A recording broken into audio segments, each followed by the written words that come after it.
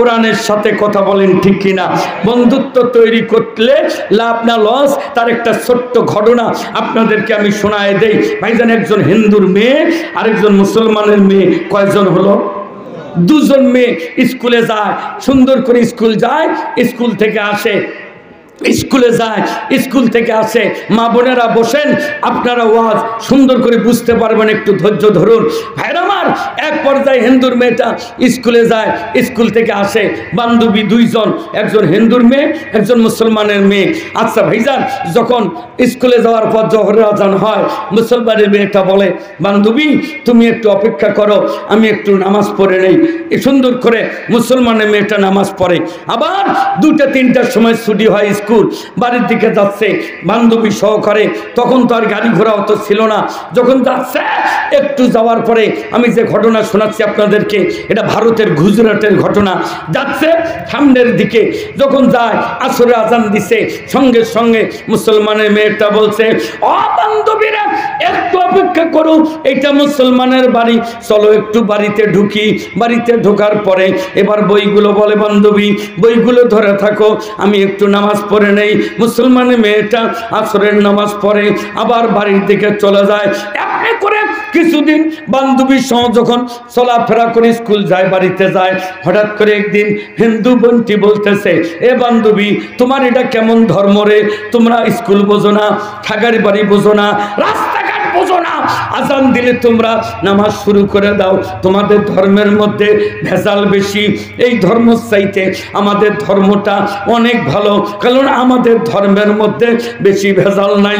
12 মাসে 13টা পুজো করি, তুলসীর গাছের তলে যা আমরা কি সুন্দর করিয়া যা তপস্যা করার তাই করি। বছরে একবার নদীর মধ্যে যা আমরা গোসল করি, যখন এই নদী যায় একটা ডুব মারি, ভাষার সাথে সাথে আমাদের সমস্ত গুনাহগুলো মাপ। কি হিন্দু বোনেরা এটা মনে করে না? আরে এরকম মনে করে।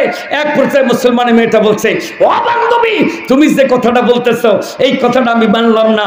কারণ পৃথিবীর মধ্যে যত ধর্ম আছে, সব ধর্মের মধ্যে দামি ধর্ম, সবচেয়ে সম্মানী ধর্ম, সবচেয়ে ভালো ধর্ম, শ্রেষ্ঠ ধর্মের নাম ইসলাম। কথা জোরে বলেন ঠিক কিনা?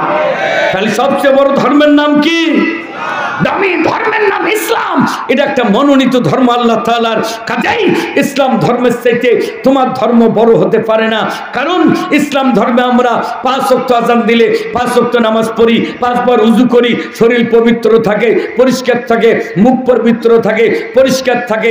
আর তোমরা সারাদিনও একবার নামাজ পড়ো না, যার কারণে তোমাদের চোখের মধ্যে চোখের ফিসুল দেখা যায়। কারো কারো গ্রামগঞ্জে অনেক তোমার হিন্দু ভাইদের মধ্যে অনেক দেখা যায় পরিষ্কার পরিচ্ছন্নতা কম। কাজেই আমরা 5 ওয়াক্ত নামাজে উযু করি, যখন উযু করি এটা আমাদের জন্য উত্তম একটা ব্যায়াম। কথা জোরে বলেন ঠিক না? ঠিক। আল্লাহকে সন্তুষ্ট যেমন করার হাতিয়ার, তেমনি একটা উত্তম ব্যায়াম 5 ওয়াক্ত নামাজ। যেই ব্যক্তি 5 ওয়াক্ত নামাজ জামাতে আদায় করবে, ওই ব্যক্তিকে আল্লাহ তাআলা সুস্থ রাখবেন। কারণ 5 বার উঠা বসা নামা সিজদা করা, এটা একটা বিশাল বড় উন্নত মানের ডাক্তারি ব্যায়াম। কথা জোরে বলেন ঠিক না? ঠিক। তিনি ভেড়া। কাজেই এই মুসলমান মেয়েটা হিন্দু বোনটাকে বলছে, শোনো বান্ধবী তুমি জানো না তোমার ধর্মের চাইতে আমার ধর্ম দামি। সঙ্গে সঙ্গে হিন্দু বোনটা বলতেছে, শোনো তোমার আল্লাহ আর আমার ভগবান কিন্তু একই। এই কথা বলার সাথে সাথে হিন্দু বোনটা বলতে দেরি মুসলমানের মেয়েটা সঙ্গে সঙ্গে বলল, না এটা কোনোদিন একে হতে পারে না। কারণ তোমাদের ভগবানকে তোমরা পল কারিয়ে দিয়ে বানাও, আবার সাজায়া আবার নিয়ে যা পানির মধ্যে পা দিয়ে লাত্তি মারি ডুবিত। কথা বলেন ঠিক না? আর আমাদের আল্লাহকে আমরা বানাই না, আমার আল্লাহ আমাদেরকে বানাইছেন। কাজেই আমরা সবসময় আমাদের আল্লাহকে আমরা সেজদা করি, আল্লাহর গুণগান, আমরা আল্লাহ পাকের হুকুম মতে চলি। তখন বলছে, শোনো তাহলে তোমার আল্লাহ যে তোমরা আল্লাহকে তোমরা যে দেখো না, তাহলে তোমার আল্লাহর সন্তান হলো কেমনে? সঙ্গে সঙ্গে মুসলমান মেয়েটা বলছে, চুপ, এটা কি কথা বললা তুমি?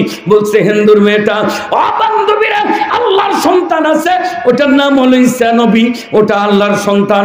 সঙ্গে সঙ্গে মুসলমান মেয়েটা হিন্দু মেয়েটার মুখটা চেপে ধরছে, চেপে ধরে বলছে, ও বান্ধবী খবরদার মুখ দিয়া আর কোনো ভাষা উচ্চারণ করবি না। বান্ধবী এই জন্যই মুখ দিয়া ভাষা উচ্চারণ করবি না। শোনো রে বান্ধবী, শোনো, আমি তোমাকে বলে দিয়ে যাই, আল্লাহ তাআলা বিনা বাপে একটা সন্তান দান করেছিল। সেই সন্তানটার নাম হলো ঈসা আলাইহিস সালাম। জোরে বলেন ঠিক কি না? বান্ধবী বিশ্বাস করে না, এটা হতে পারে? কেমনে হলো? বলছে পড়াইতে পারে না। খপ করে বান্ধবীর হাতটা ধরে টান মেরে বাড়িতে নিয়ে গেছে। নিয়ে যাওয়ার পর উঠানে দাঁড় করে কোরআন শরীফ বের করছে, সূরা মরিয়ম বের করে বলছে, দেখো আমার আল্লাহ তাআলা বিনা বাপের সন্তান দিয়েছে, তার প্রমাণ কোরআন শরীফে আল্লাহ পাক দিয়েছেন। শুধু তাই না, আল্লাহ তাআলা যখন যখন আপনার ঈসা আলাইহিস সালাম দোলনায় দোল খাচ্ছিল, এমত অবস্থায় মহল্লার মহিলারা আসিয়া, পুরুষেরা আসিয়া মরিয়মকে বলতে শুরু করত, হ্যাঁ মরিয়ম, তুমি যে অসতী তার প্রমাণ তোমার বাড়িতে, তুমি যে অসতী তার প্রমাণ এখানে এলে কি? তুমি যতই বলো যে না এর বাপ ছাড়া হয়েছে, আমরা বিশ্বাস করি না, কিন্তু আমরা মুসলমান জানি আল্লাহ তাআলা তিনজন মায়ের পেটে সন্তান ছিল, তারা দুনিয়াতে বুঝতে পারে নাই। তার মধ্যে একজন আমার নবীর মা, তার পেট বড় হয় নাই, আর এই ঈসা আলাইহিস সালামের মা মরিয়ম, তারও পেটটা বড় হয় নাই, এবং মূসা আলাইহিস সালামের মা, তারও পেটটা বড় হয়নি। বুঝা যায়নি যে তার পেটের মধ্যে সন্তান আছে। খবর এসেছে আল্লাহর পক্ষ থেকে। কথা বলেন ঠিক কিনা? আল্লাহর পক্ষ থেকে খবর আছে, কিন্তু বুঝা যায়নি, কেউ বুঝতে পারেনি। এক পর্যায়ে বললেন, হ্যাঁ বান্ধবী, শুধু তাই না, শিশু বাচ্চার দোলনায় দোল খায়। সাইড থেকে মহিলা আসিয়া যখন মরিয়মকে বলে তুমি অসতী, তখন মরিয়ম আলাইহিস সালাম রাগ হয়ে একবার দেখছে আমার আর সহ্য হয় না, ধৈর্য তখন কুলাচ্ছে না, দোলনার বাচ্চার দিকে আঙ্গুল ইশারা করে বলে দিয়েছে, হ্যাঁ দোলনার শিশু, তুমি কে? তোমার পরিচয় দাও। মানুষের কথা আর আমার সহ্য হয় না, তোমার পরিচয় দাও। দোলনার শিশু সন্তান চিৎকার করে বলে দিয়েছে, হে মহল্লার মহিলারা তোমরা শুনে নাও, হে মহল্লার মানুষেরা শুনে নাও, খবরদার তোমরা আমার মা মরিয়মকে তোমরা অসতী বলিও না। আমি আল্লাহর পক্ষ থেকে এসেছি, আমার নাম ঈসা রুহুল্লাহ। জোরে চিৎকার দিয়ে বলি সুবহানাল্লাহ। সঙ্গে সঙ্গে হিন্দুর মেয়েটা বান্ধবী বলতেছে, রে বান্ধবী, তোমার কোরআন শরীফ তুমি এত সুন্দর পড়তে পারো, কি সুন্দর করিয়া, তোমার কি চোখ কানা হয় না? না না, আমার কেন চোখ কানা হবে? তখন বান্ধবী বলল, ও বান্ধবী, আমাদের ব্রাহ্মণ, আমার আব্বা বড় একজন ব্রাহ্মণ, তারা বলে আমাদের বই পড়লে নাকি চোখ কানা হয়। আগে কিন্তু হিন্দু ভাইয়েরা তারা তাদের বই পড়তে পারে নাই, ইদানিং শিক্ষিত ভাইয়েরা বই কিনে কিনে মহাভারত রামায়ণ পড়তেছে। কথা বলে ঠিক কিনা? যারা মুরব্বী আছে তারা জানে আগেরকার হিন্দু ভাইরা অত বই পড়ার সুযোগ পায় নাই, শুধু ঠাকুর আর ব্রাহ্মণ ঠাকুর যা করতো তারা মেনে নিত। এক পর্যায়ে মেয়েটা বলল, বান্ধবী তোমার কোরআনে আরো কিছু আছে? বলে হ্যাঁ, আল্লাহ তাআলা ইউসুফ জুলেখার প্রেমের কাহিনী এ কোরআনে আছে। কথা জোরে বলেন ঠিক না বা ঠিক? আরো জোরে বলতে হবে ঠিক না বা ঠিক? এখানে ওই এমন এই ঘটনা, যখন ইউসুফ আলাইহিস সালামকে কি করলো, জুলাইখা মিথ্যা অপবাদ দিল। জুলাইখা ইউসুফকে বাড়ির ভেতরে ডেকে নিয়ে গেল, কি সুন্দর করিয়া ইউসুফকে নিয়ে গেল। কেন নিয়ে যায়? ছলে বলে কৌশলে, ওগো ইউসুফ, তুমি জানো না সমস্ত দরজা বন্ধ, জানালা বন্ধ, তুমি যদি আমার সাথে ভালো সম্পর্ক করো, মিলন করো, আমার দেহর এত সুন্দরী দেহ যদি তুমি ভোগ করতে চাও করতে পারো, না চাইলেও আমি অনুমতি দিচ্ছি, তুমি আমাকে সুন্দর করে জড়িয়ে ধরো। কিন্তু ইউসুফ আলাইহিস সালাম চিন্তা করেছিল, বলেছিল না, কখনো আমার দ্বারা এটা সম্ভব না, সম্ভব না, সম্ভব না। তারপরে কি করলো, জোর করে যখন জুলাইখা তাকে ধরবেন, আক্রমণ করবেন, টেনে হেসড়ে তাকে সেখানে ধর্ষণ করবেন, দেখা গেল ইউসুফ আলাইহিস সালাম এমন ভাবে দৌড় মেরে দিল, আল্লাহ দরজাগুলো ঠাস ঠাস করে খুলে দিল। চিৎকার দিয়ে বলি সুবহানাল্লাহ। এরপরেও জুলাইখা যা পেছন দিকে জামাটা টানি ধরছে, জামা তখন টানি ধরছে হযরত ইউসুফ আলাইহিস সালাম, তারপরে জোরে দৌড় মারছে, জামাটা ছিঁড়ে গেছে। যখন এরপরে যখন চলে গেল, কি করলো জুলাইখা, আরে কি সুন্দর ঘটনা, আমি একটু খালি টাচ দেই, ওগো মা। জুলাইখা লাস্টে সুন্দর করে মিটিং বসাইলো আর স্বামীর কাছে অভিযোগ দাঁড় করলো, ইউসুফকে তুমি এত ভালোবাসো, এই ইউসুফ আমার সর্বনাশ করতে গিয়েছিল। উল্টে আক্রমণ করলো, যেমন বাংলার জমিনের মধ্যে একজন আল্লাহ আর কোরআনের পাখি, যেই পাখিটাকে লাস্টে যে রায় দিয়েছে মামলার, সেই রায়টাই ছিল ধর্ষণের মামলা। তিনি 2.5 লক্ষ মায়ের ইজ্জতের ক্ষতি করেছে। তাতে হিসাব করে দেখা যায় যে আল্লামা সাঈদী এক রাইতে 250 কোটি মহিলার সাথে রাত্রি যাপন করছে। নাউজুবিল্লাহ, আসতে না জোরে? তাহলে কেমন কথা, এটা হিসাব করা উচিত। তুমি নিয়ে একটা বউ ঠিক রাখতে পারো না, রাত চলে যায়, স্ত্রী তোমাকে ছাড়িয়ে আরেকজনের পেছনে দৌড়ায়। আর আল্লামা সাঈদী এত তেজি যে 250 মহিলা দিয়ে এক রাত করে কাটাইছে। দুঃখ লাগার কথা। এ জাতি বোঝে না কিভাবে রায়গুলো হচ্ছে, রায়গুলো আসলে সত্য না মিথ্যা একটু হিসাব করলেই বোঝা যায়। জোরে বলেন ঠিক কিনা?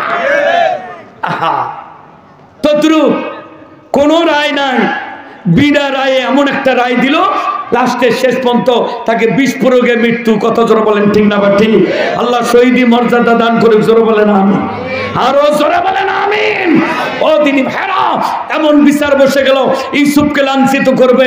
মহিলার যেহেতু নিজেই বলতেছে ইউসুফ আমাকে ধরতে চাইছিল, তাহলে চিন্তা করে দেখেন, বাঁচার কোনো উপায় নাই। কিন্তু ইউসুফ একমাত্র তাওয়াক্কুল করেছে কার উপর? সাহায্য চেয়েছে কার কাছে? আলোচনার সাবজেক্ট বুঝতে হবে। সাহায্য চেয়েছে আল্লাহর কাছে। আর আল্লাহ তাবারক তাআলা কাকে দিয়ে কি বিচার দিবেন, কি রায় দিবেন, লাস্টে যেটা সিদ্ধান্ত হলো যে ওইখানে একটা শিশু বাচ্চা শুয়েছিল, ওই শিশু দোলনার শিশু বাচ্চাটা বলা হলো ওই বাচ্চাকে জিজ্ঞেস করো যে আসল দোষী কে। বাচ্চা শিশু বাচ্চাকে যখন বিচার দেওয়া হলো, শিশু বাচ্চা কথা বলতে পারে না, বিচার করবে কি, কে সত্য, আর জুলেখা সত্য না ইউসুফ সত্য, কে ফয়সালা করে দিবে। এক পর্যায়ে শিশু বাচ্চাকে জিজ্ঞেস করলে শিশু বাচ্চা উত্তর দিয়া দিল, শোনো তোমরা একটা কাজ করো, হে বিচারক মণ্ডলী, হে বাদশা তুমি শোনো, হে জুলাইখার স্বামী তোমরা সকলেই বিচারক মণ্ডলী শুনে নাও। দেখো ইউসুফের যদি সামনের জামাটা ছিঁড়ে হয়, তাহলে ইউসুফ জোর করিয়া জুলেখাকে ধরতে ধরছিল, জুলেখা বাধা করছে, জামা টানিয়ে বাধা করছে, এই জন্য জামাটা ছিঁড়ে গেছে, তাহলে ইউসুফ দোষী। আর যদি ইউসুফের পেছনের জামাটা ছিঁড়ে হয়, তাহলে বোঝা গেল ইউসুফ রাজি ছিল না, দৌড়েছিল, পেছন থেকে জুলেখা জামা টানি ধরছে। ছোট শিশু বাচ্চা, এই বাচ্চাটার জবান খুলে গেল এবং বলে দিল, এরপর দেখে ঠিকই ইউসুফের সামনের জামা নয়, ছিঁড়ে আছে কোন জামা? একটু জোরে বলি, কোন জামা? পেছনের জামা ছিঁড়ে। ও দিনী ভাইয়ের আমার, কাজেই যদিও বাংলার মুসলমান বুঝতে দেরি হলো কে দোষী কে নির্দোষী, তবে আল্লাহ তাআলা তার একটা ফয়সালা এদেশের জমিনে 5 তারিখে দিয়েছে। জোরে বলেন ঠিক কিনা? আরো জোরে বলতে হবে ঠিক কিনা? আমি যে কথাটা শোনাচ্ছিলাম, আল্লাহ পাকের বান্দি ওই মুসলমান মেয়েটা সুন্দর করে হিন্দু বান্ধবীকে বোঝাচ্ছে, শোনো রে বান্ধবী শোনো, তুমি একটা কথা শোনো। কি কথা? ও বান্ধবী তুমি শুনে নাও, আসলে আল্লাহর পক্ষ থেকে এই সন্তান হয়েছিল। কোরআনে সুন্দর ইউসুফ জুলেখার ঘটনা আছে, শুধু তাই না, বিলকিস রানীর ঘটনা কোরআন শরীফে। সুলাইমান আলাইহিস সালাম দাওয়াত দিলেন, সেই দাওয়াত গ্রহণ করবেন না কি করবেন, এত সুন্দর ঘটনা কোথায় আছে? জোরে বলেন কোথায়? কোরআন শরীফে সেই ঘটনা পর্যন্ত লেখা আছে। এবার হিন্দুর মেয়েটাকে, বান্ধবী তুমি একটা কাজ করো, এত দামি এত সুন্দর কথা, দয়া করে তুমি আমাকে এই কোরআন শরীফটা শিখাবা। বলে না, তোমাকে যদি কোরআন শিখাই, এটা যদি তোমার মা তোমার বাবা টের পায়, তোমাকে মারবে, অত্যাচার করবে, জুলুম নির্যাতন করবে। কারণ নবীর জামানায় যারা যারা আপনার যারা যারা সৎ পথে হক পথে চলার চেষ্টা করছে, তাদেরকেই শাস্তি সহ্য করতে হয়েছে, কষ্ট স্বীকার করতে হয়েছে। এবার বান্ধবী বলছে, ও বান্ধবীরা আমার কত কষ্ট হবে, আমি আমার মাকে বলবো না, আমি আমার আব্বাকে বলবো না, তুমি দয়া করিয়া আমাকে তোমার কোরআনটা শিখাও। তখন বলছে বান্ধবী, এত করে যখন বলছো তোমাকে আমি কোরআন পড়া শিখাবো, তবে স্কুল যাওয়ার আধা ঘন্টা আগে আসবা, স্কুল ছুটির পরে আধা ঘন্টা পড়িয়া বাড়িতে যাবে। এমনি করে সুন্দর করে কোরআন শরীফ সকালবেলা পড়ায়, বিকালবেলা পড়ায়। পড়তে পড়তে রাতের মধ্যে এই হিন্দুর মেয়েটা মায়ের সাথে ঘুমিয়ে যায়। যখনই বিছনায় ঘুমায়, স্বপ্নের মধ্যে কোরআন তেলাওয়াত করে। মা ঘুম থেকে উঠিয়া সন্তানকে জিজ্ঞেস করে, ও আমার মেয়েরে, তুমি রাতের মধ্যে কি যেন একগুলো মন্ত্র পড়লা, এত মজা লাগে, আমি রাতের মধ্যে ঘুমাই নাই, বসে বসে তোমার মন্ত্রগুলো শুনেছি, একটু বলো তো কি মন্ত্র তুমি রাতে পড়লা। এবার মুসলমান হিন্দুর মেয়েটা চিন্তা করে, আমি তো কোনো মন্ত্র পড়ি নাই, আমি যে কোরআন শরীফটা আমার বান্ধবীর কাছে পড়ি, এইটাই তো আমি রাতের মধ্যে মনে হয় স্বপ্নে পড়েছি, মা মনে হয় শুনেছে। বলছে, মা গো, আমি কোনো মন্ত্র পড়ি নাই, তবে কি যে তুমি শুনছো আমি জানি না। মা কয়, মেয়ে, রাতের মধ্যে তুমি কি সুন্দর একগুলো মন্ত্র পড়লা, কি মজা লাগে। তোমার আব্বু একগুলো মন্ত্র পড়ে, সে যে ব্রাহ্মণ, মন্ত্রগুলো মজা লাগে না, তোমার মন্ত্রগুলো খুব মজা লাগে।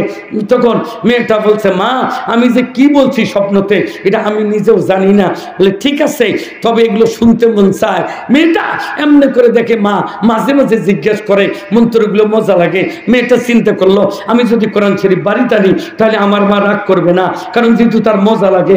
আমি যে মন্ত্র পড়ি না, পড়ি যে আল্লাহর কোরআন, এটা আমার মা ভালোবাসে। কাজী যা বান্ধবীকে বলছে, ও বান্ধবী, তোমার কাছে আমার আবেদন, বান্ধবী রে, তুমি আমাকে কোরআন শরীফটা দাও, আমি বাড়িতে নিয়ে যাব, আমি কোরআন পড়বো। আমার মন বলছে, আমার মা কোরআন শরীফ পড়া শুনতে চায়, আমাকে একটু কোরআনটা দাও। মেয়েটা বলছে, না না, আমি তোমার কোরআন দেব না। বলে, কেন দিবেন না? কোরআন শরীফ আমাদের এমন একটা কিতাব, এটা উজু করতে হয়, পবিত্র অবস্থায় কোরআন শরীফটা ধরতে হয়। কথা বলেন ঠিক কি না? কাজেই তুমি তো বেধর্মী, তুমি তো মুসলমান না, তোমাকে আমি কোরআন শরীফটা কেমনে দেব, এটা তো আমি দিতে পারি না।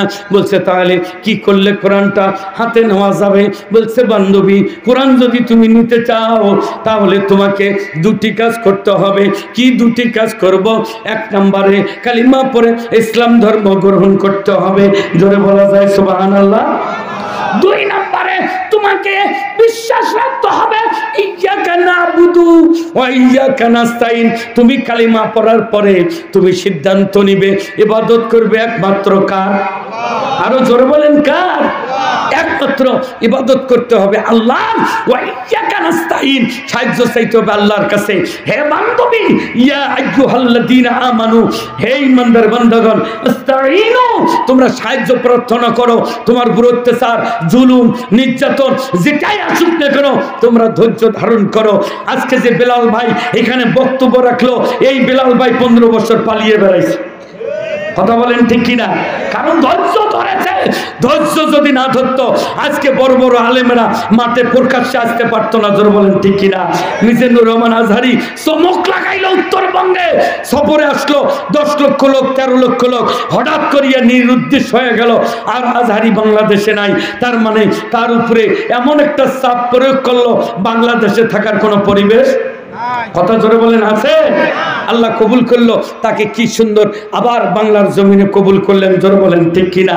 বলতে চাচ্ছিলাম যে কথাটি, ও তিনি ভাইরা, আল্লাহ পাক বললেন যে তোমরা সাহায্য চাও কেমনে? বিসসবরি ওয়াস সালাহ। আল্লাহ পাক কোরআনে বললেন বিসসবর, ধৈর্য ধরতে হবে। যত পরীক্ষা, যত অত্যাচার, জুলুম আসুক না কেন, তোমাকে ধৈর্য ধরতে হবে। ওয়াস সালাহ, এবং নামাজ আদায় করতে হবে। জোরে বলেন ঠিক কিনা? নামাজ পড়ে ধৈর্য ধরলে সাহায্য করবেন কে? আরো জোরে বলেন কে? এইবার মুসলমানের মেয়েটা হিন্দুর মেয়েটাকে বলছে, বান্ধবী রে, তুমি যদি কোরআন শরীফ নিয়ে যেতে চাও, ও আমার বান্ধবী, আমি তোমাকে দুটা শর্ত দিলাম। 1 নম্বর কালিমা পড়ে মুসলমান হতে হবে। 2 নম্বরে বিসসবরি ওয়াস সালাহ, ধৈর্য ধারণ করিয়া ইয়্যাকা না'বুদু ওয়া ইয়্যাকা নাস্তাইন, ইবাদত করবে আল্লাহর, সাহায্য চাইতে হবে আল্লাহর কাছে। মেয়েটা বলল, ও আমার বান্ধবী, আমি রাজি আছি, তবু আমি কোরআন শরীফটা বাড়িতে নিয়ে যাব। রাতের মধ্যে আমার মা যখন ঘুমাবে, আমার বাবা যখন ঘুমাবে, আমি তখন কোরআন শরীফটা রাতের মধ্যে পড়ব, আমার ভালো লাগবে। বলছে, বান্ধবী, তাহলে একটা নতুন জামা নিয়ে আসিও। গোসল করিয়া উজু গোসল শিখায় দিল। সংক্ষেপ করে বলছি, আমার হাতের সময় নাই, সংক্ষেপ করে শেষ করে দেই। দিনী ভাইরা আমার, এক পর্যায়ে বুঝিয়া বলল, এবার তুমি কালিমা পড়ো। মেয়েটি কালিমা পড়লো। কালিমা পড়ার পর কোরআন শরীফটা হাতে দিয়ে বলল, যাও বান্ধবী যাও, কোরআন শরীফ নিয়ে বাড়িতে যাও, তবে কোরআন শরীফটা এমন জায়গায় রাখিও না যে কোরআনের অবমাননা হয়। মেয়েটা কোরআন নিয়ে বাড়িতে গেল, এবার চিন্তা করলো খাটের নিচে কোরআনটা রাখবো তাহলে আর কেউ দেখবে না। পরক্ষণে চিন্তা করে না না, খাটের নিচে যদি কোরআন থাকে আমার পা উপরে থাকবে, কোরআনের অপমান হবে না, এটা হতে পারে না। এবার কোথায় রাখবো কোরআন? আলমারিতে রাখবো। আলমারিতে রাখলে আমার মা দেখবে, অতএব এটাও রাখা যাবে না। লাস্ট সিদ্ধান্ত নিল কোথায় রাখবে, জায়গা নাই। ওই যে দেখে আগে নাকারি ঘর ছিল, খড়ি এবং কিছু রাখার জন্য প্রত্যেকের প্রায় বড় লোকের বাড়িতে নাকারি ঘর ছিল। ওই নাকারি ঘরে কোরআন শরীফটা কাপড় দিয়ে পেঁচিয়ে রাখিয়া এবার কাজের মেয়েকে বলে দিল, শোনো রে কাজের মেয়ে, খড়ি বের করবা, সাবধান এই কোরআন শরীফ এই পাণ্ডুলিপিটা এইটা যেন নিচে না পড়ে, সাবধান এই সাইড থেকে নেবা। ও তিনি ভাইরা বা বলে না আমার এই ঘোষণা দেওয়ার পরে এবার সুন্দর করে রাতের মধ্যে মেয়েটি মায়ের সাথে ঘুমায়। রাত্রি যখন গভীর হয়ে যায় দেখে মা ঘুমাচ্ছে, আব্বা ঘুমাচ্ছে, তখন এই হিন্দুর মেয়েটা যে মুসলমান হলো, এই মেয়েটা যায় ওই সেই নাকারি ঘরে ছোট্ট একটা কুপা জ্বলায়া ল্যাম্প জ্বলায়া কোরআন শরীফ তেলাওয়াত করে। একদিন, 2 দিন, 10 দিন কোরআন তেলাওয়াত করে। একদিন মা দেখতেছে বিস্তার মধ্যে আমার মেয়েটা নাই, মেয়েটা গেল কই, মেয়েটা গেল কই, মেয়েকে খুঁজতে শুরু করে দিল। ভাইরে মেয়েকে খুঁজতে খুঁজতে ঘরে নাই, বাথরুমে নাই, রান্না ঘরে নাই। এক পর্যায়ে মা চিন্তা করলো সকালবেলা ব্রাহ্মণ যখন আসিয়া আমার কাছ থেকে মেয়েকে ডাক দিবে, মেয়ে এক গ্লাস পানি দেয়, ব্রাহ্মণ চান করি ওই পানি খায়া তারপর বাইরে চলে যায়। সকালবেলা মেয়েকে চাইলে আমি কোথায় থেকে মেয়েটাকে দিব? ও কি ওর বান্ধবীর বাড়িতে গেছে নাকি? না না, এত রাত্রে বান্ধবীর বাড়িতে গেলে আমাকে বলে যেত। এই জন্য এবার মা জননী চিন্তা করে মেয়ে গেল কই। হঠাৎ করে তাকায়া দেখে ওই নাকারি ঘরের কাছে একটুখানি বাতি জ্বলতেছে। চিন্তা করলো ওইখানে মনে হয় মেয়েটা চলে গেছে। আবার মা কয় ওইখানে কি জন্য যাবে? ওইখানে যাওয়ার তো প্রশ্নই ওঠে না, যেহেতু ওই জায়গায় কোনোদিন আমার মেয়ে যায় না, রান্নার কাম করে না। তবু চিন্তা করলো যাই একটু দেখে আসি। মা জননী 1 পা 2 পা করে যখন ওই নাকারি ঘরের দিকে যাওয়া শুরু করে দিয়েছে, একটু আগায়, যতই সামনের দিকে আগায় ওই যে মেয়েটা স্বপ্নের মধ্যে যে মন্ত্রগুলো পাঠ করেছিল, যতই সামনে যায় ওই তেলাওয়াত গুলো মায়ের কানে আসতে থাকে। যতই সামনের দিকে যাচ্ছে অতই মায়ের কানে ওই আওয়াজগুলো আসতেছে। মা তখন চিন্তা করতেছে এটাই আমার মেয়ে। যেই মেয়েটা স্বপ্ন যোগে মন্ত্র পড়ে ওই মন্ত্রগুলোই তো আমার কানে আসতেছে। একটু আস্তে আস্তে করে আগাচ্ছে, আগানোর পরে দেখে মেয়েটি সত্যি সে সুন্দর একটা বাতি জ্বলায়া মুসলমানের কোরআন তেলাওয়াত করতেছে। আরেকবার জোরে বলি সুবহানাল্লাহ। ভাইরা তেলাওয়াত কষ্ট হচ্ছে আপনাদের? ভাইরা কোরআন তেলাওয়াত করতেছে, মুসলমানের কোরআন তেলাওয়াত করে। এই অবস্থা দেখার পর মা পেছনে দাঁড়িয়ে আছে, মজা করে তেলাওয়াত শুনতে আছে। এক পর্যায়ে দেখে সকাল হচ্ছে, ফটফটা হচ্ছে, দিন হয়ে আসতেছে। তখন একটু শব্দ করলো, মেয়েটা মস্তক ঘুরে দেখে তার মা দাঁড়িয়ে আছে। কোরআনটা তাড়াতাড়ি করে খড়ির ভেতরে ঢোকাই দিয়া মাকে জড়িয়ে ধরে বলছে, মা আমি বেয়াদবি করে থাকলে, ভুল করে থাকলে মাফ করে দিও। মা গো, আমি আমার বান্ধবীর সাথে যখন চলাফেরা করি এত মজা লাগে, তার ব্যবহার, 5 ওয়াক্ত নামাজ পড়ে আর এই কোরআন শরীফটা তেলাওয়াত করে, খালি শুনতে মন চায়। মা গো, এই জন্য বান্ধবীর কাছ থেকে কোরআন শরীফটা নিয়ে আসছি, তুমি মন খারাপ করো না, আব্বাকে বলিও না, আমি সুন্দর করে কোরআন শরীফটা পড়তে মন চায়। মা বলছে, মেয়েরে খবরদার মুখ দেওয়ার কথা বলবি না, কোরআন শরীফ তাড়াতাড়ি হাতের মধ্যে নিয়ে আমার সঙ্গে চলো, তোমার বান্ধবীর বাড়িতে কোরআনটা জমা দিয়ে আসো। তোমার আব্বা ব্রাহ্মণ যদি শুনতে পায় ব্রাহ্মণের মেয়ে কোরআন শরীফ পড়ে, গ্রামের কোনো বিয়ে শাদিতে তোমার আব্বাকে আর ডাকবে না। তোমার আব্বা যদি শোনে তোমাকে মেরে ফেলবে, অতএব কোরআনটা জমা দাও। মেয়েটা বলছে, মা তোমার হাতে ধরি, পায়ে ধরি, ওগো মা তুমি আমাকে 3টা দিনের টাইম দাও, 3টে দিন চুরি করে কোরআন কোরআন পড়ে আমি বান্ধবীর কাছে জমা দিয়ে আসবো। মা তো মেয়ের কাছে দুর্বল, মা আস্তে করিয়া এবার বলল, বেটি সাবধান, 3 দিনের অনুমতি তোমাকে দিলাম, কিন্তু খবরদার তাড়াতাড়ি কোরআন জমা দিবা। সংক্ষেপ করে বলি, কোরআন জমা দিল না। 3য় দিন জিজ্ঞেস করলো, তবু 2 দিনের টাইম চাইলো। মা 2 দিনের টাইম দিল, আবার কোরআন জমা দিল না। মা জিজ্ঞেস করলো, 1 দিনের টাইম চাইলো, এরপরেও কোরআন শরীফ জমা দিল না। মা বাধ্য হয়ে এবার আস্তে করে ব্রাহ্মণকে বলছে, ওগো ব্রাহ্মণ স্বামী, তুমি কি শুনছো? বলে কি?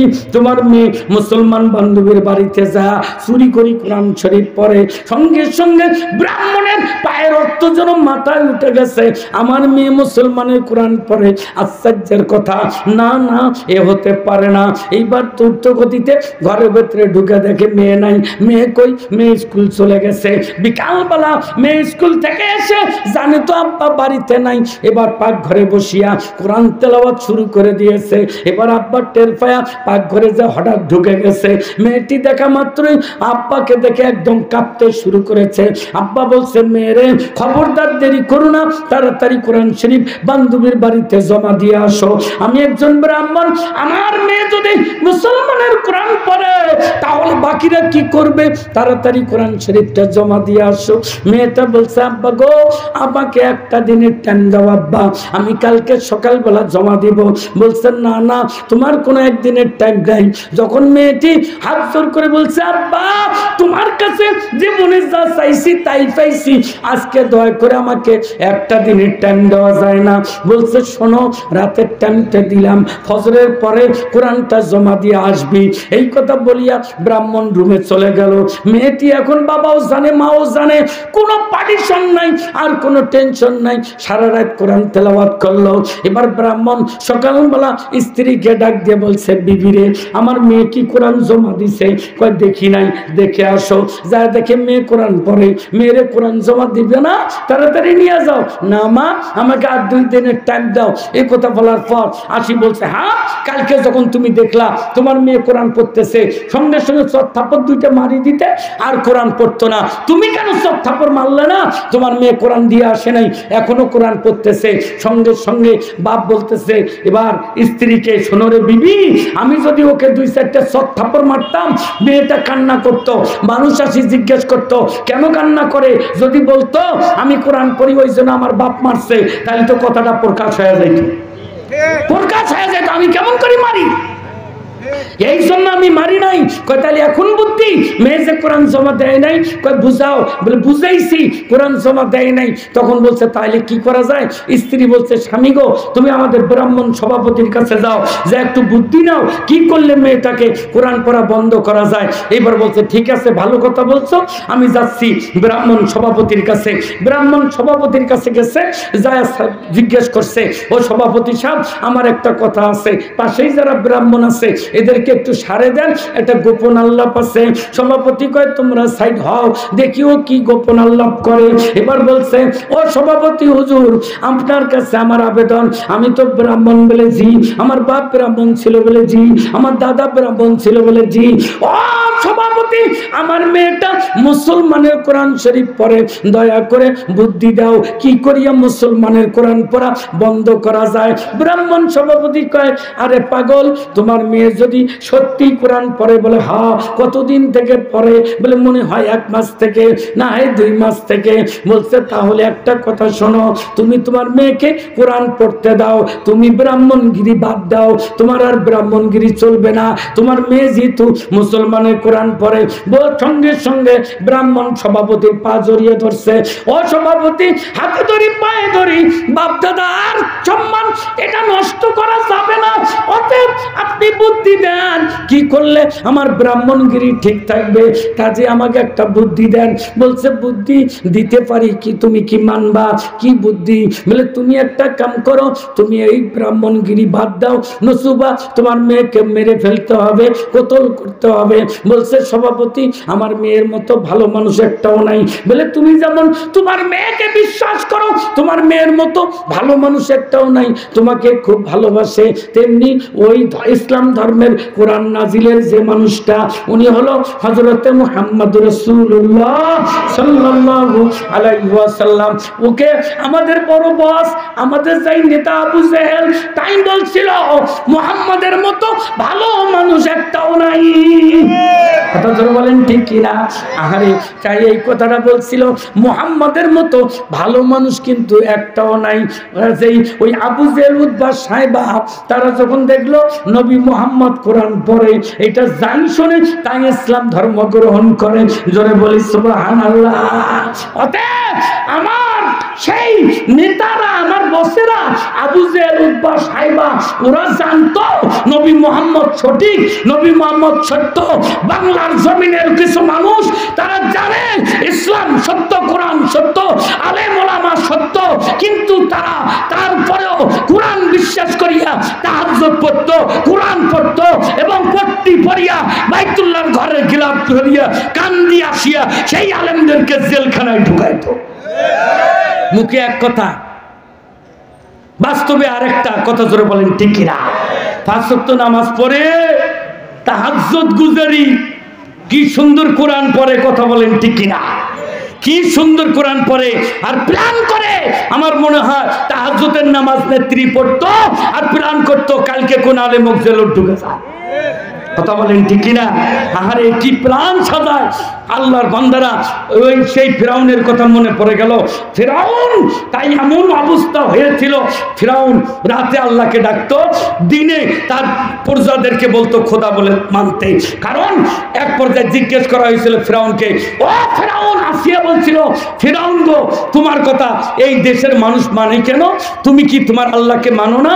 কয় শোনো, দিনের বেলায় আমি খোদা দাবি করি, আমি রাতের বেলা আমি জানি আমি খোদা না, আমি জানি আমি খোদা না। এই জন্য আমি রাতের অন্ধকারে পাহাড়ের মধ্যে যায়া পাগুলো গাছের মধ্যে ঝুলিয়া মাথাটা নিচের দিকে করিয়া সারা রাত আমি আল্লাহ ডাকি, আল্লাহ আমি তোমাকে সারা রাত ডাকতেছি, এর বিনিময় আমার দেশের মানুষজন আমার খোদা কয় সেই শক্তি দাও। কথাটা বোঝা নাই? কাজে চিন্তা করে দেখছে ফিরাউন যে বুদ্ধি করেছে, এই ফিরাউনের বুদ্ধি ছিল 11টা বছর ধরে মিশরের মধ্যে স্কুল কলেজ বন্ধ করে দিয়েছিল এবং স্কুল কলেজ বন্ধ করিয়া মাস্টারের ঘরে বেতন বাড়ি দিয়েছে, যাতে করে স্কুল কলেজ লেখাপড়া বাদ দিয়া গান বাজনা মাদকাসক্তিতে যুবকেরা যেন আসক্ত হয়ে যায়। যখন আসক্ত হয়েছে তারপর খোদা দাবি করছে। তদ্রুপ বাংলার মসনদে থাকার পরে বাংলার মুসলমানদের কলজায় আঘাত এমন ভাবে হানা শুরু হচ্ছিল যে ক্লাস 6-7 ইসলাম শিক্ষা বইয়েতে, ইসলাম শিক্ষা বইয়ের ভেতরে দুর্গা মার ছবি দিয়া, কালারিং ছবি দিয়া তারা ছেড়ে দিয়েছিল। আমরা প্রতিবাদ করি নাই। হিন্দু ভাইয়েরা বলছে আমরা মুসলমানের সাথে একসাথে স্কুলে যাই, একসাথে আসি, কোনো অসুবিধা নাই, কেন আপনারা এই মুসলমানের ইসলাম শিক্ষার ভেতরে আমার দুর্গার ছবি দিলেন? এটা আমরাও মানতে পারি না। কথা জোরে বলেন ঠিক কিনা? শিক্ষা ব্যবস্থাটাকে একদম ধ্বংসের পথে নিয়ে গিয়েছিল। কথা জোরে বলেন ঠিক কিনা?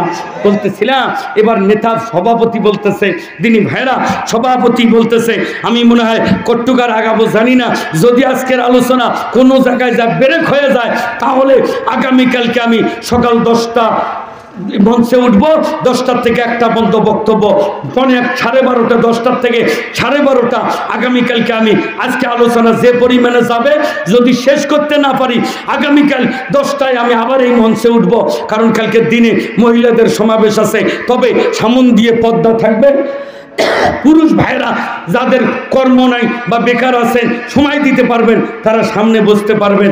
কাজেই আমি আজকে কত দূর যাই একটু চালাইতে থাকি। কথা বলেন ঠিক কিনা? সময় আর অল্প কয়েক মিনিট আমার হাতে আছে, এই কয়েকটা মিনিট আগায়া আমি ব্রেক হয়ে যাব। এ ভাই আমার, আমাকে আর সামনে আগানোর সুযোগ নাই। শুধু বলে দিতে চাই, খারাপ লাগতেছে কি আপনাদের? একটু কথাটা বুঝাই দেই। এবার ব্রাহ্মণ সভাপতি সুন্দর করে বলে দিল সম্ভব না, সুন্দর করে বলে দিল ব্রাহ্মণ সভাপতি, আমার নেতারা পর্যন্ত ওয়াদা করছে, খবরদার কোরআন শরীফ শুনবার কেউ যাবে না। হাতে হাত রেখে ওয়াদা করছে। মাগরিবের পর আবু জেহেল কয় যে ওয়াদা করাইছ আজ তো কেউ যাবার নাই, আমার গাইবান্ধার গ্রাম্য ভাষা, আজ তো কেউ যাবার নাই যে ওয়াদা করাইছ। আজ বই যা চুরি করি এখানে কোরআন শুনি আইছো, কথাটা বোঝা নাই? হ্যাঁ, আবু জেহেল মনে মনে বুদ্ধি করছে, আজ তো কেউ যাবার নাই, যে ওয়াদা করছি আমি যাই নবী মুহাম্মদের কোরআন তেলাওয়াত শুনিয়াছি। উতবা কয় আজ নেতাই ওয়াদা করাইছি, কেউ যাবার নাই, মুই এখানে চুরি করি শুনিয়াছি। এরকম করতে করতে সব নেতা চলে গেছে, কোরআন শুনতে সকাল হয়ে গেছে, আর দেরি করা যায় না, তাড়াতাড়ি বাড়ি যাই, দৌড় শুরু করছে। একজনা পায় আরেকজন লাত্তি খায়া যেমনি ঝগড়া পাটি উল্টি গেছে, কায়রে তুই আবুজল, তুই কাজে আবলা কিরা কালকে ওয়াদা কর না হয় নেতা, তোমরা এনে ওয়াদা করছেন, তোরা কেন আসছেন? কথা তোরা বলেন ঠিক কিনা? এমন করে বলার পরেও আবু জেহেল উতবা সাহেবা কোরআন পড়া বন্ধ করতে পারে, এত মহাব্বতে বলে তাহলে বুদ্ধি তোমার মেয়েকে কতল করতে হবে। কেমনে মেয়েকে কতল করবো? মেয়ের তো কোনো দোষ নাই। ব্রাহ্মণ সভাপতি বলে দিল তোমার মেয়ের একটা দোষ বাই করো। কেমনে দোষ বাই করবো? বলে দোষ বাই করার একটা হাতিয়ার আছে। বলে কি? তুমি একটা কাম করো, তোমার হাতে আংটি আছে না? বলে আছে। কিসের আংটি? হীরার আংটি। এই আংটিটা নিয়ে তোমার মেয়ের কাছে চলে যাও, তোমার মেয়েকে যা বলবে, ও আমার মেয়েরে আগামী 2 দিন পরে ব্রাহ্মণ এবং ব্রাহ্মণ 11 সদস্যর কমিটি ওরা আমার বাড়িতে দাওয়াত খাইতে আসবে। ও মেয়েরে, ব্রাহ্মণেরা 11 জন যখন আসবে তুমি নিজ হাতে তাদেরকে রান্না করে খাওয়াবে, যাতে তোমার মেয়েটা টের পায়া বাড়ি থেকে পালিয়ে না যায়, বলবে তোমার হাতের রান্না ব্রাহ্মণেরা খেতে চায়। এই কথা যখনই বলছে, বলার সঙ্গে সঙ্গে এইবার ব্রাহ্মণ সভাপতি এবার বলল তাহলে কি করব? বলে আংটিটা নিয়ে যাব। তখন ব্রাহ্মণ কয় যদি আমার মেয়ে বলি 11 জনকে ভাগ ভাগ করে খিলা লাগবে, তখন আমার মেয়ে বলবে 11 দিন কোরআন পড়ার টাইম বাড়ে দেওয়া লাগবে। জোরে কোন সুবহানাল্লাহ। ও সভাপতি সাহেব, আমি যদি বলি 11 জন ব্রাহ্মণ ভাত আন্দি খিলা লাগবে, যদি আমার মেয়ে কয় বলে 11 দিন কোরআন পড়ার টাইম বাড়ে দাও, তখন সভাপতি বলে দিল যাও তুমি বলে দিবা 11 দিন কোরআন পড়ার টাইম বাড়ে দিবে। কয় তাহলে 80 লাভটা হলো কি? কোরআন যদি 11 দিন পরে, কয় শোনো আমি যে 2 দিন পর যাব না দাওয়াত খাওয়ার যায়, তো তোমার মেয়ে মেরেই ফেলবো। বলে কেমনে? বলে এই আংটিটা তোমার মেয়েকে দিয়ে বলবে মেয়েরে তুমি এই আংটিটা ভালো করে রাখো, আমি যখন চাবো তখন দিবে। যখন চাবো, যুবক ভাইরা একটু কথা বলেন, যখন চাবো তাগিদ দিয়ে বললো আংটিটা তোমাকে জমা দিলাম, যখন চাবো তখন তুমি আংটিটা তুমি আমাকে দিয়ে দিবে। বলে তাই নাকি? বলে হ্যাঁ, আব্বার কাছে আংটি নিছে, ও তো সাদা মনে, আংটি নিয়ে তাক আগে কিন্তু পাট দিয়ে তাক বানাইতো, হাড়ি পাতিল থোয়া, তাকের উপরের মধ্যে আংটিটা রেখে দিছে। মা বাপে তো দেখলো, ব্রাহ্মণ বুদ্ধি দিছে যে শোনো আংটি থোয়ার পর তোমার মেয়েকে ফাঁকে গেলে আংটিটা চুরি করি আনিয়া আমার হাতত দিবে, আমি মারার বুদ্ধি বাই করব। এবার বাপে আংটি দিছে, মেয়ে আংটি থুইছে, বলছে মা 1 গ্লাস পানি আনো। মেয়েটা পানি আনতে গেছে, এবার আস্তে করে আংটিটা নিয়ে বাপ পকেটে থুইছে। পানি খায়া ব্রাহ্মণক যা বলছে সভাপতি কি আংটি আনছি, কিভাবে আনছো? এইভাবে চুরি করে আনছি। তাই নাকি? বলে হ্যাঁ। তাহলে একটা সহজ বুদ্ধি করো, কি? এই আংটি নিয়ে চলো নদীর বাতায় যাই। নদীর কিনারায় যাইয়া বলছে কোন জায়গায় পানি বেশি? বলছে এই জায়গায় পানি বেশি। এইবার ব্রাহ্মণ সভাপতি আংটিটা দরিয়ার মধ্যে ফেলে দিছে। যখনই দরিয়ার মধ্যে আংটিটা ফেলে দিছে, এবার আনন্দ করতেছে, কয় শোনো কালকে যখন তোমার বাড়িতে দাওয়াত খাইতে যাব 2 দিন পরে, যাওয়ার পরে তোমার মেয়ে ভাত পাক করবে, তরকারি পাক করবে, খাওয়া দাওয়া যখন শেষ হয়ে যাবে আমি বলবো ব্রাহ্মণেরা চলো অফিসে যাই, তখন বলবে চলো। আমি বলবো তোমার আংটি কই? তুমি বলবে আমার মেয়ের কাছে। বলে আংটিটা তাড়াতাড়ি নিয়ে আইসো, সবারই আংটি লাগবে। এইবার তুমি মেয়ের কাছে আংটি চাবে, মেয়ে তো আংটি দিতে পারবে না। তখন তুমি বলবে ও মেয়েরে তুমি বুঝি আংটি জমা দিয়া বান্ধবীর কাছ থেকে কোরআন শরীফ নিয়ে আসছো। এই কথা বলবে, একটা চাবুক কোমরের মধ্যে রাখবা, ওই চাবুক দিয়ে মারবে আর বলবে কেন তুমি তোমার বান্ধবীর কোরআন শরীফ নিয়ে আসছো, এই কথা বলবে আর তুমি মারবা। মারতে মারতে মেয়েটা যখন জমিনে পড়ে ক্লান্ত হয়ে পড়ে যাবে, আমি সভাপতি ছোট্ট একটা ড্যাগার আমি নিয়ে যাব, আমি ওই ড্যাগারটা বাইর করিয়া তখন রাগ করিয়া বলবো আমার মেয়ে হলে আমি এই ড্যাগার দিয়ে ওকে জব করতাম। এই কথা যখনই বলবো তুমি হাত থেকে ড্যাগারটা কাড়ি নিয়ে তোমার মেয়ে জব করবে।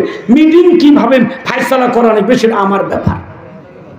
কথা বলেন কি করতে হবে সেটা আমার ব্যাপার। তুমি রাগের মাথায় তরবারি নিয়ে তুমি মেয়েটার গলার মধ্যে চলাই দিবে, মেয়েটার গলায় যখন তরবারিটা চালাবে তারপর কি হবে বিচার সেটা আমি করব। এখন ব্রাহ্মণ কইল ঠিক আছে, বুদ্ধি ঠিক আছে ভাইজান, আর কষ্ট দিচ্ছি না, খুব তাড়াতাড়ি করে চলে গেলাম। দাওয়াতের দিন, সন্ধ্যা লেগে যাচ্ছে, পাক শাক শেষ। মেয়েটাকে মা জিজ্ঞেস করতেছে, ও মেয়ে তুমি তো আজকে 11 দিনের কোরআন পড়ার টাইম পাইছো, তুমি একটা কাম করো না, তোমার কোরআনটা শুনতে খুব ভালো লাগে, মেয়ে তুমি একটু কোরআনটা পড়ো। এবার মেয়েটা উজু করলেন, মাগরিবের নামাজ পড়িয়া কোরআন শরীফ খানা খুললেন, কোরআন তেলাওয়াত করবে। মা বসে গেল। পারমিশন আছে কয় দিনের? জোরে বলি কয় দিনের? 11 দিনের পারমিশন আছে। এই জন্য মা কোরআন শরীফটা মেয়েকে পড়তে বলল। মেয়েটা কোরআন শরীফ নিয়ে যখনই পড়া শুরু করলো, সঙ্গে সঙ্গে গাটা দুলু দুলু করে কাঁপে, ঠোঁটগুলো দুলু দুলু করে কাঁপে, চোখে তো দম করে পানি পড়ে। মেয়েটা কোরআন পড়তে পারে না। মা জিজ্ঞাসা করে, মেয়েরে কয়দিন তুমি চুরি করিয়া এত সুন্দর করে কোরআন পড়ো, শুনতে কত মজা লাগে, আজকে তুমি 11 দিনের টাইম পাইছো, কেন রে মেয়ে কোরআন পড়তে তোমার পারো না? চোখগুলো দিয়ে কেন পানি ঝরে, কেন তুমি ঠোঁটগুলো দুলু দুলু করে কাঁপাচ্ছ? মেয়েটা বলছে, মা গো আমি কোরআন শরীফ পড়ার জন্য যতই চেষ্টা করতেছি ততই আমার বুক ফেটে ভেতর থেকে কান্না আসতেছে। ও গো মা, আমার বান্ধবী যখন আমাকে কোরআন শরীফটা হাতে দিল তখন আমাকে বলেছিল কোরআন পড়ার খবর তোমার মা বাবা যদি টের পায় তাহলে তোমাকে অত্যাচার করবে, তোমার পরীক্ষা যাবে, তোমার ধৈর্য ধরা লাগবে। ও গো মা, আমি কেন বুঝলাম না, হঠাৎ করে 11 জন ব্রাহ্মণ আমার হাতে রান্না কেন খাবে, আজকে কেন তারা রাত্রের মধ্যে আসবে? ও গো মা, মনে হয় আমি কোনো একটা পরীক্ষায় পৌঁছে গেছি, আল্লাহর রাস্তায় দোয়া চাই গো মা, আমার বান্ধবীর কথা মনে হয় সত্য হতে চলেছে। যদি আজকে রাত্রে ব্রাহ্মণেরা আসার পর কোনো পরীক্ষা আমার নেয়, ওই পরীক্ষার মধ্যে আমার আল্লাহ যেন রক্ষা করে। জোরে বলেন সুবহানাল্লাহ। জোরে বলেন। আমি আয়াত আলোচনা শুরু করেছি, ইয়া আইয়ুহাল্লাযীনা আমানুস্তাঈনু, সাহায্য চাবো কার কাছে? আল্লাহর কাছে। এবং আমরা একমাত্র সাহায্য চাইতে গেলে ধৈর্য এবং নামাজ পড়তে হবে। কথা জোরে বলেন ঠিক কিনা? এই কথা বললেন। মেয়েটা বলল, ঠিক আছে মা, তুমি যদি পড়তে না চাও আরাম করো। ঈশার আজান দিয়ে দিল, ঈশার নামাজ পড়লেন, কোরআনটা ধরি আবার বসবে। মা বলছে, মেয়েরা কোরআনটা পড়ো, ঈশার আজান দিয়েছে, এখনো ব্রাহ্মণ আসে নাই, খাও কোরআন শরীফটা পড়ো। এবার মেয়েটা কোরআনটা খুলবে, আবারও চোখ দিয়ে দর দর করে পানি আসতেছে। আরে না জানি আজকে রাত্রে আমার কি পরীক্ষা হবে। দিনী ভাইয়েরা, দেখতে দেখতে গেটের শব্দ হয়ে গেল, গেট খুলে দিল, ব্রাহ্মণেরা এসে বসে গেল। খুব সংক্ষেপ করে বলছি, ব্রাহ্মণেরা বসে গেল, খানা পিনা শেষ। সবাই কয় এত সুন্দর রান্না, এত সুন্দর তরকারি, মেয়েটা এত ভদ্র। আরেকজন কয় ওগুলো কথা বাদ দে, মারার প্ল্যান তৈরি কর, কেমনে করে তাকে মারতে হবে। যদিও মানুষটা এত ভালো, আরে কেমনে মারা যায় তোমরা এটা সিদ্ধান্ত গ্রহণ করো। ও দিনী ভাইরা রে, আমি বলতে চাই, যারা ইকামতে দিনের খিদমতে আছেন, কাজ করতেছেন, এমন কোন ভাই যদি এই প্যান্ডেলে থাকেন, যত আঘাত আসুক না কেন, আপনাকে কোরআন বাস্তবায়নের জন্য ময়দানে স্টিল থাকতে হবে। কথা বলেন ঠিক কিনা? আরো জোরে বলেন ঠিক কিনা? আগামীতে যদি আলেম ওলামা, আগামীতে বাংলার মুসলমান যদি সিদ্ধান্ত নিতে ভুল করে, এবারে ফাঁসির কাষ্ট গেছে, আগামীতে জীবন্ত মানুষের সামনে জব করবে। কাজেই সিদ্ধান্ত নেওয়ার সময় এসে গেছে। কথা বলেন না কেন? সময় এসে গেছে। যদি মনে করেন খোলা মঞ্চে তাফসীর পাচ্ছি, পারমিশন লাগে না, আর মনে হয় কিছু লাগবে না, না, ঊর্ধ্বতন কর্মকর্তায় কোরআন যতক্ষণ বসে নাই ততক্ষণ মুসলমানের ভাগ্যের পরিবর্তন হতে পারে। এইবার মেয়েটাকে খানাপিনা শেষ, একদম আমি শেষ পর্যায়ে চলে আসছি। খানাপিনা যখন শেষ, সুন্দর করে খানাপিনা হয়ে গেল, এবার আস্তে করে ওই যে পূর্বের পরামর্শ, এ ব্রাহ্মণ চলো অফিসে যেতে হবে, চলে। এ তোমার হাতের আংটি কই? মেয়ের কাছে আছে, এ নিয়ে আসো। এ মেয়ে, আংটিটা আমাকে দাও, আংটিটা দাও। আস্তে করে আংটিটা দিবে। আব্বা ওই তাকের উপরে আংটিটা কালকে না আপনার সামনে তুইলাম, আংটিটা কোথায় থুইছে? তাকের উপরে। আপনার সামনেই তো রাখছি। বলে হ্যাঁ, তাকের উপরে তো রাখছো। এই কথা কয়া একটুখানি বাপ বলতেছে না, তাকের উপর তো আংটি নাই। মেয়ে বলতেছে আব্বা এখনো তো হাতে দেন, তাতে আংটি নাই কেমনে বুঝলেন? এখনো তো হাতে দেন নাই, আংটি নাই, বুঝলেন কেমনে? সঙ্গে সঙ্গে বলছে আমি কি মিথ্যা কথা বলতেছি? কই তাকের উপর আংটি? কয়া তাকটা টেনে ছিঁড়ে ফেললো, আসলেই তো আংটি নাই। এবার মেয়ে বলছে আব্বা আপনার সামনেই তো আংটিটা রেখেছিলাম। বলছে মেয়েরে মিথ্যা কথা বলতেছো, তুমি আংটি ওখানে রাখছো, হয়তো বা তুমি আরেক জায়গায় সারে রাখছো। বলে না না, আংটি আমি তাকের উপরে রাখছি। ও মেয়েরে সত্য করে বলো, আংটি কোথায় রাখছো? বলছে আব্বা আপনার সামনে আংটিটা আমি ওখানে রাখছি। বলছে না রাখো নাই, তুমি আংটিটা তোমার বান্ধবীকে দিয়া বদল করে কোরআন শরীফ নিয়ে আসছো। মেয়েটা বলছে আব্বা গো, কোরআন শরীফ তো আনছি আমি 1 মাস আগে, আমি তো আংটি তো দিছেন আপনি 2 দিন আগে। বলছে না না, তোমার কথা বুঝি না, তুমি আংটি বান্ধবীকে দিয়ে বান্ধবীর কাছ থেকে তুমি কোরআন শরীফ নিয়ে আসছো। এই কথা বলার পরে বলছে না আব্বা এটা মিথ্যা কথা, আমি কোরআন শরীফ 1 মাস আগে নিয়ে এসেছি। এই কথা বলা মাত্রই ওই ব্রাহ্মণের পরামর্শ অনুযায়ী কোমর থেকে চাবুকখানা বের করে মেয়েকে মারতে শুরু করে দিয়েছে। ভাইরা আমার, মেয়েকে যখন মারে মেয়েটা বলছে ও আমার আব্বা গো, এতগুলো মানুষের সামনে তুমি কেমনে আমাকে মারো? তোমার কি একটুকু মায়া লাগে না? এতগুলো ব্রাহ্মণের সামনে মেয়েকে তুমি কেন মারতেছো? বলতেছে না না, মিথ্যা কেন বলো? তুমি কোরআন শরীফ বদল করে আনছো, জলদি করে বলো বান্ধবীকে কোন দিন আংটি দিয়েছো? না না, আমি বান্ধবীকে আংটি দেই নাই। এই কথা বলার পরে আংটি বান্ধবীকে দেই নাই যখন এই কথা বলতেছিল, তারপরেও বাপে মানে নাই। আর যখন মারতেছে চাবুক দিয়া, মারতে মারতে মেয়েটা জমিনে পড়ে গেছে। যখন এই জমিনে পড়ে গেছে গো, সঙ্গে সঙ্গে ওই ব্রাহ্মণ রাগ করি সভাপতি বলছে এবার ড্যাগার বাইর করিয়া কয় ব্রাহ্মণ, ওটা যদি আমার মেয়ে হতো এই ড্যাগার দিয়ে আমি ওকে জব করে ফেলতাম। পূর্বের প্রস্তুতি অনুযায়ী ব্রাহ্মণ লাভ মেরে টপি দেয়া হাত থেকে তরবারি খান নিয়ে মেয়েটার গলার মধ্যে তরবারি খানা লাগাইছে। লাগার সঙ্গে মেয়েটা চিৎকার করে বলছে আব্বা আমি বুঝতে পেরেছি গো, তুমি আংটির জন্য আমাকে মারতেছো না, তুমি আমাকে মারতেছো কোরআনের জন্য। খবরদার আমার গলায় তুমি ছোরা চালাইও না, আমি তোমার আংটি বের করে দিতেছি। আর একটু জোরে বলা যায় না? ও আমার আব্বা গো, তুমি আমাকে মারিও না, আমি তোমার আংটি বের করে দিচ্ছি। ব্রাহ্মণ সভাপতি কয় খবরদার ওকে ছেড়ে দিস না, কারণ মিথ্যা কথা বলতেছে, আংটি তো ও দিতে পারবে না। কারণ ব্রাহ্মণ তো জানে আংটি আছে কোথায়, নদীতে, নদীর মধ্যে আছে আংটি। এই জন্য খুব জোরালো ভাবে এবার চাপ সৃষ্টি করে দিল। ও ভাইজান, মেয়েটা বলছে আমি আংটি দিব, মা দৌড় দিয়ে আসিয়া মেয়েটাকে জড়িয়ে ধরেছে, বাপকে লাথি মারিয়া একদম ধাক্কা দিয়ে ফেলে দিয়েছে। তাড়াতাড়ি করে তরবারি তুলে নাও, আমার মেয়ে কিছুদিন থেকে মিথ্যা কথা বলে না, জোরে বলেন ঠিক কিনা? এই কথা বলার পরে ওদিনই ভাইরা আমার সঙ্গে সঙ্গে মা মেয়েটাকে জড়িয়ে ধরলো। সভাপতি বলছে সাবধান, ও পালাইবে, পালার বুদ্ধি করতেছে, তোমরা তাকে ঘিরে ধরো, ঘর থেকে যেন দৌড়াইতে না পারে, পালাইতে না পারে।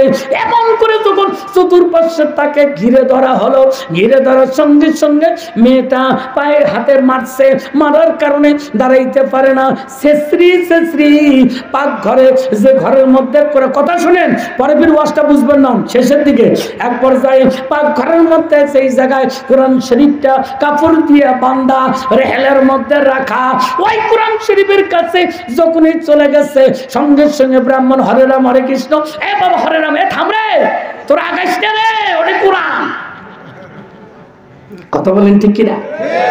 সভাপতি বলছে সাবধান, দরজার থাকো, উনি আল্লাহ ওটা মুসলমানের কোরআন নেই, ওটা হাত দিস না, ওরাও বুঝে এটা আমাদের নারাজ হবে তাহলে বোঝা গেল ওই কোরআন কত দামি, কথা বলেন ঠিক কিনা?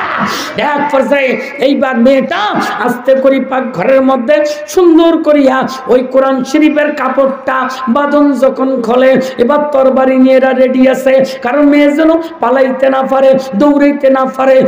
এক পর্যায়ে মেয়েটা এবার কোরআন শরীফের কাপড়ের ভেতর থেকে আংটিখানা বের করে দিল, চিৎকার দিয়া বলেন আল্লাহু আকবার। আংটি বেরা মাত্রই এবার ব্রাহ্মণ আস্তে করে আংটিটা হাতের মধ্যে নিল, আংটি হাতে নিয়ে এবার ব্রাহ্মণের হাতত দেয়, ভালো করে এটাই না আরেকটা ভালো করে মুছে, না এটাই ধরে ফির দেয়, না কুড়ি পাই পানি আংটি আছে কোথায়, নদী, এটি কুড়ি পাইলে ফির আবার কয়ে দেখো তো ভালো করি, দেখো তো এটা মিশে নিগড়ি, মেলা ভাবে পরীক্ষা করি, দেখে না এইটাই তো হাতের আংটি, মাপো বনে সবে মেলে। সঙ্গে সঙ্গে ব্রাহ্মণ সভাপতি বলে দিল, ব্রাহ্মণ শোনো রে ব্রাহ্মণ শোনো, ইতিপূর্বে ইতিহাস পড়েছিলাম, আজকে ইতিহাস চোখ দিয়ে দেখলাম। ইতিপূর্বে ইতিহাস পড়ছিলাম, আবু জেহেলের ইতিহাস পড়ছিলাম, উতবা সাহেবার ইতিহাস পড়ছিলাম, আজকে নিশ্চয়কে দেখলাম রে কোরআনের কি মুজিজা। এ মেয়ে তুমি বলো এই আংটিটা কেমন করে তোমার কোরআনে আসলো?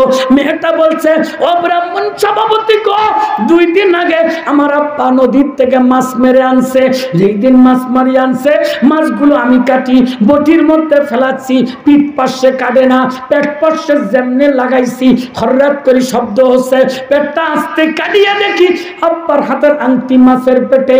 আমি আংটিটা মুছিয়া দৌড় দিয়ে চলে গেলাম তাকের কাছে, যায় দেখি তাকের উপরে আংটি নাই। বুঝলাম বান্ধবীর কথাই, বান্ধবীর কথা, হ্যাঁ ভাইজান বান্ধবীর কথাটাই ঠিক। এইটা তো আমার পরীক্ষা রাত্রি, এই জন্য আমার মা বলছে মেয়েরে তোমার 11 দিনের টাইম কোরআন পড়ো। কোরআন পড়তে বসি বারবার আংটির কথা মনে হয়, মাকে খুলে বলি নাই, মনে হয় ওই বান্ধবীর কথা আর আংটির কথা। আংটি কেন মাছের পেটে? আমার বান্ধবীর কথাটাই বুঝি সত্য হতে চলেছে।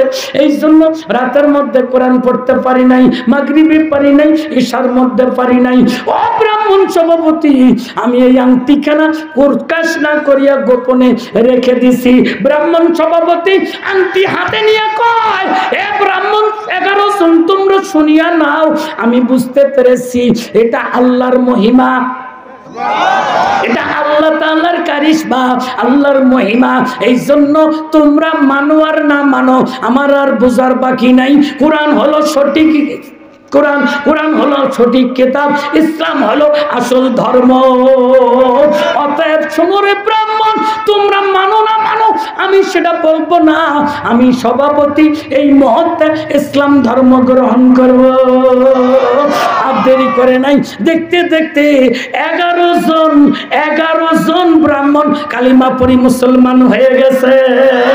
লা ইলাহা ইল্লাল্লাহ মুহাম্মাদুর রাসূলুল্লাহ, সকলে বলি সাল্লাল্লাহু আলাইহি ওয়াসাল্লাম। সম্মানিত দিনী ভাইরা, আলোচনা করতেছিলাম ইয়া আইয়ুহাল্লাযীনা আমানুস্তাঈনু বিস-সাবরি ওয়াস-সালাহ। মেয়েটা ধৈর্য ধরেছিল, নামাজ আদায় করেছিল, ধৈর্যের ফসল, ধৈর্য ধরে আংটি জমা রাখার কারণে রেজাল্ট পেয়ে গেছে। কথা বলেন ঠিক না ঠিক? আরো জোরে বলতে হবে ঠিক না ঠিক? কাছেই আল্লাহ তাআলা কাছে সাহায্য চাইলে আল্লাহ সাহায্য করে কি করে না? আল্লাহ পাক কি সুন্দর করে কোরআনে মেয়েটাকে আল্লাহ সাহায্য করলেন। কাজেই আমরাও এই কোরআনের উপর বিশ্বাস রেখে আল্লাহর হস্তে আমার মেয়েকে কোরআন পড়া শিখাবো, আমার ভাই বোনকে কোরআন পড়া শিখাবো।